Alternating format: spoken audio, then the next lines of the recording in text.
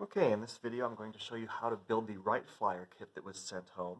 When you unpack it, you're going to have another plane in there separately that you can build, but the Wright Flyer is the one that has all the loose parts. So you're going to have an instruction manual, you're going to have 2 sheets of balsa with some die-cut parts that we're going to punch out of it. You should have a tube of glue. Also, you'll have a larger wood glue that you can use instead if you like. You'll have a long rubber band, a propeller. You should have 7 sticks of wood. My sticks of wood have conveniently been pre-broken by my daughters, but it's still usable as long as you have 4 full-length ones. The other ones can be broken up a little bit and you can still make things work, so we'll still make it work with these. You should have a pair of red wheels and a wire for your landing gear, a small wooden dowel, and 3 larger sticks of wood here, 2 shorter ones, 1 longer one, and then 1 long fuselage piece, which is right here next to me. I'll set that down. And 1 set of rolled plans. And the rolled plans are going to kind of curl up on you a bit, so one of the things you can do to help fix that is turn it around and roll it back the other way. So if you start to roll it the other direction here, you can help undo a little bit of that curl. You're going to want to have a nice flat work surface like a table, and you're also going to need some tape and some scissors to do this. You can also use a pencil if you like to mark things, but that's not necessary. You also might want to have some extra paper towel or paper, because when you first open up the glue that we sent home, it tends to squirt out all over the place. So this one I've already opened and kind of gotten past that, but when you first open this up, be careful. You're going to lose about 1/10 of it is going to squirt out. This glue, you have to be careful. The fumes of it are harmful, so you want to use it in a well-ventilated area.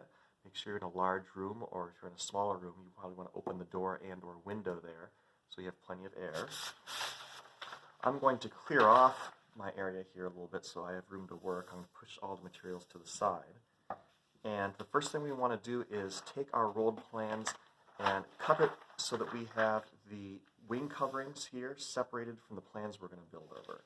So there's a dotted line for us to cut on. And the wing coverings can be split into 2 pieces also.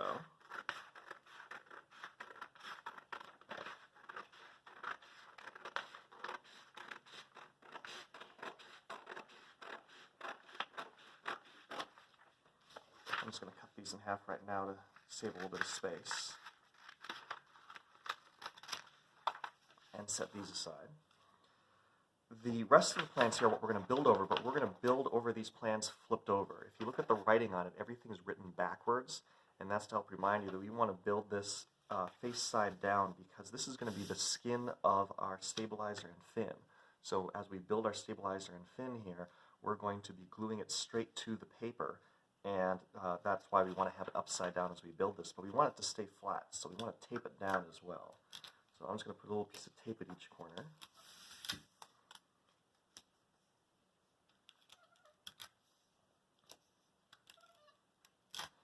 And I'm going to check my camera here to make sure I'm looking over the right area and everything's recording properly.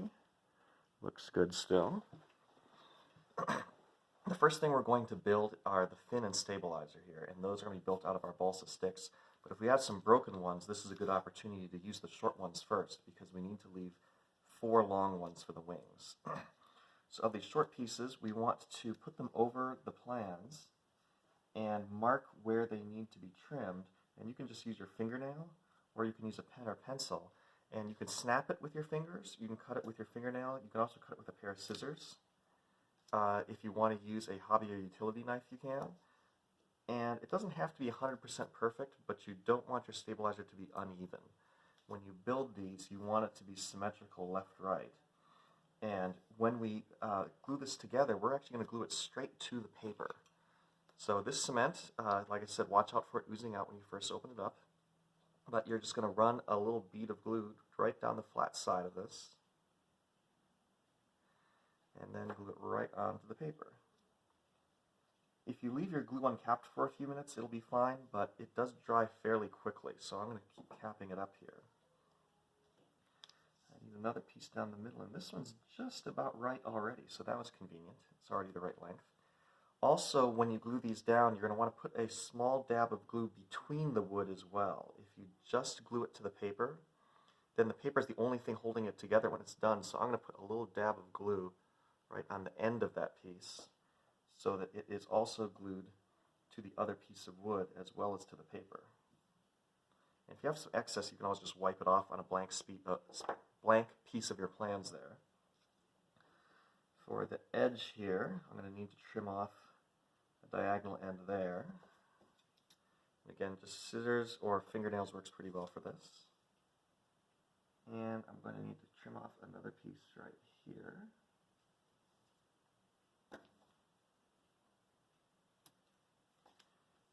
So there's that guy. I'm going to go ahead and put a little glue on it here. And again, I'm going to put a little dab of glue where the wood is going to meet the other piece of wood. To help keep the glue from continuing to come out, if you squash the glue down into an oval cross-section, the glue will come out. If you squeeze it back on the sides a little bit, back to more of a circular cross-section, it'll help suck the glue back in. So to keep the glue from continuously coming out, you can kind of make the glue tube back to being round, and that will help increase the volume of the tube, and the glue will flow back in a little bit.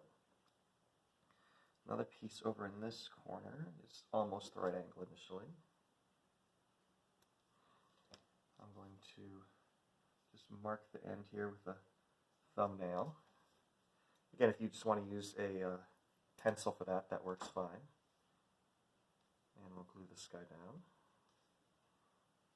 If you find things are popping up a little bit, you can always just put something a little bit heavy on it, like your scissors or your tape dispenser. You can set down on something, but you don't want to accidentally glue it to that. So if you set down something on your parts to hold them in place, make sure that it's not touching the glue. So like this guy's popping up a little bit here. I'm just going to put my, I'm going to need my scissors. I'm just going to put my tape dispenser right here to hold it in place a little bit. For the leading edge, I'm going to grab one of my longer broken pieces here. And mark where I'm cutting it. It's always good to check after you cut it to make sure you did cut it correctly before you put the glue on it, just in case you need to cut again. You see, measure twice and cut once. That's always good, but you can also measure once and cut twice if need be.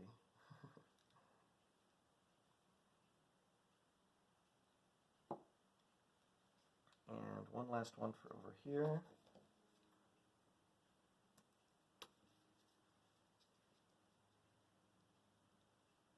Move my tape out of the way there. Put it back on to hold it down in just a sec here. If you have other heavy things around, they don't have to be that heavy, even just things like some markers or a stapler, whatever you have handy around, you can use to hold the balsa down onto the page, onto your plans. I'm not seeing what's showing up on the screen here, so hopefully you guys are getting a pretty good view of this. But again, I'm putting some glue where the wood is going to meet other wood, so that it's not just glued to the paper, but also glued to the surrounding wood pieces.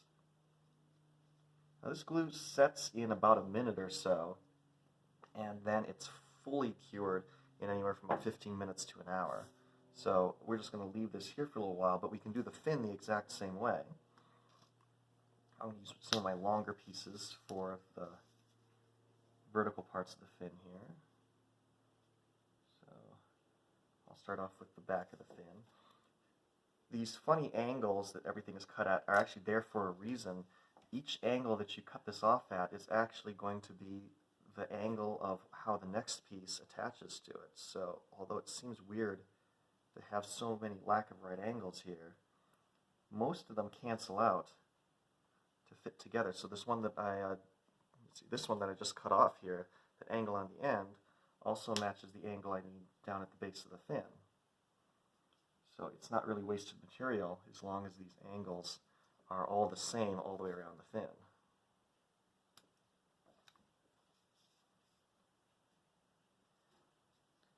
I'm going to wait to glue this guy on until I have the cross pieces here, just so I can make sure it's a nice tight fit between those. That one's a little short. How about this piece? That's a little short, but I still have some of the long pieces that are unbroken. If you use your wood carefully, you should have at least half of a stick left when you're done. So it does give you a little bit of extra, but again, you're going to need 4 full pieces to do the wings. So make sure that you don't start using too many of the long pieces of wood.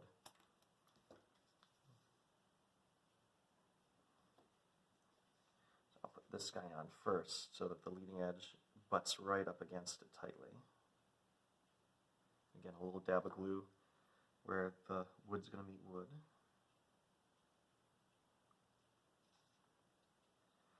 This top one, I've got a piece here that's still usable, and it's already at the right angle, because again, all of these angles that they're giving us all match up pretty well. They're all like, what, 20 and 90 degree angles, it looks like.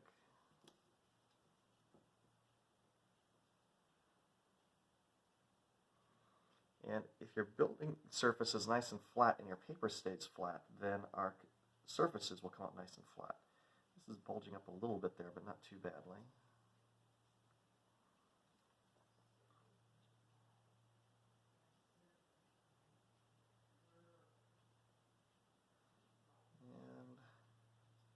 I got that on the wrong edge. It should be on this edge, is where it's touching wood. If you have a little bit of overflow glue that you need to scrape off, you can get it on your fingers. It's not going to hurt you. You just don't want to get it in your mouth, and you want to try not to breathe this. But you can always take a little piece of scrap wood and scrape off any extra glue that's oozing out all over the place and just put it in a blank spot on your plans. So here are the fin and stabilizer done. They just need to dry for a while, and then we can cut them out. In the meantime, while we're waiting on that, we can take our fuselage, and the fuselage has a narrow end and a wide end. The wide end is the nose, and that's going to go over here where it shows the propeller, and the narrow end is the tail, and we're going to glue this little dowel to it. This little dowel is going to be what holds the rubber band to the fuselage, and they show where that goes. Make sure you do not glue your fuselage to your paper. Someone this morning in class did that, and that's going to make your fuselage a little heavier, and they're going to have to cut it out now. So this is not to be glued to the plans, it's just so we know where to put the glue over here to glue that dowel on. And again, if I try to squeeze my glue from the side to make it more circular, I can suck in the extra glue and just push that dowel on there. And this doesn't have to stay in place necessarily, we just want to get the dowel at the right angle in the right place there. I'm going to go ahead and let this dry for a little bit. I'm going to pause the video, and next we're going to start building the wings.